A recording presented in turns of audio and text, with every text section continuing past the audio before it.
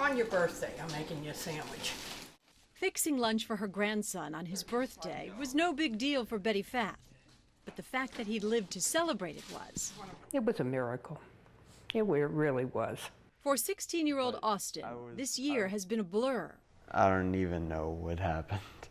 One that nearly ended before it began, with a car accident that left him like this, in a coma. It was just before New Year's. Austin and his friends were hanging out just around the corner from their house. When it was time to go home, he didn't jump in the car. Unfortunately, he and his friend decided to hop on the back of the trunk. And when they made the turn on the corner, Austin fell off. First, his head hit the pavement. Then his friend fell on his head. The scene shocked one of the responding police officers, who only now, 5 months later, finds the strength to return. The closer I got and I saw the amount of blood that was coming out of his ears, just took my feet out from underneath me. Officer Fred Fath thought he'd seen it all over his 18 years with the NOPD and Mandeville Police Department, until he recognized the flesh and blood on the pavement as his own. Austin is his son. That really hit me pretty hard, to see him laying there. With Austin on the brink of death, his dad escorted the ambulance to LSU Interim Hospital. Doctors said it didn't look good. He was just steps above being, a donor. With no other options, surgeons removed part of Austin's skull to relieve the deadly pressure on his brain. It meant putting Austin in a coma. You just want to switch places so bad. Hey, I love you. Can you hear Daddy? Officer Fath never left his son's side. By day, he stood by it. Austin. By night, he slept by it. There you go. Get that yucky off. Austin's dad, a photographer on the side, kept busy by videotaping Austin's ordeal and praying for a sign that he'd be okay. Imagine when a boy with angel wings walked in. It was Austin's friend, who'd fallen off the car too. Turns out, minutes before the accident, he had handed Austin a marker and said, "Draw on my back. Anything." This is what Austin drew, something his dad had never seen before.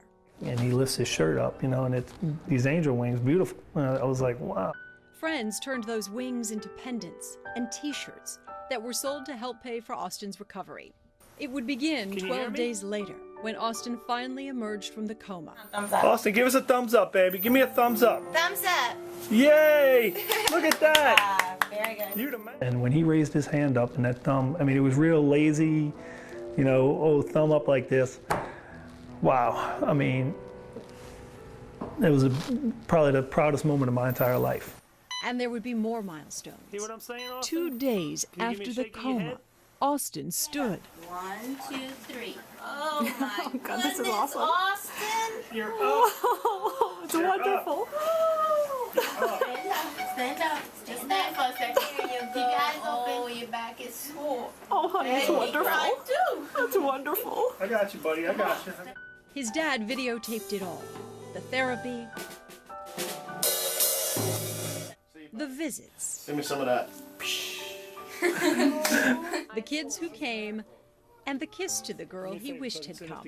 Blow her a kiss, because she wants one. Every day was a victory leading up to the greatest, his last in ICU. There you go.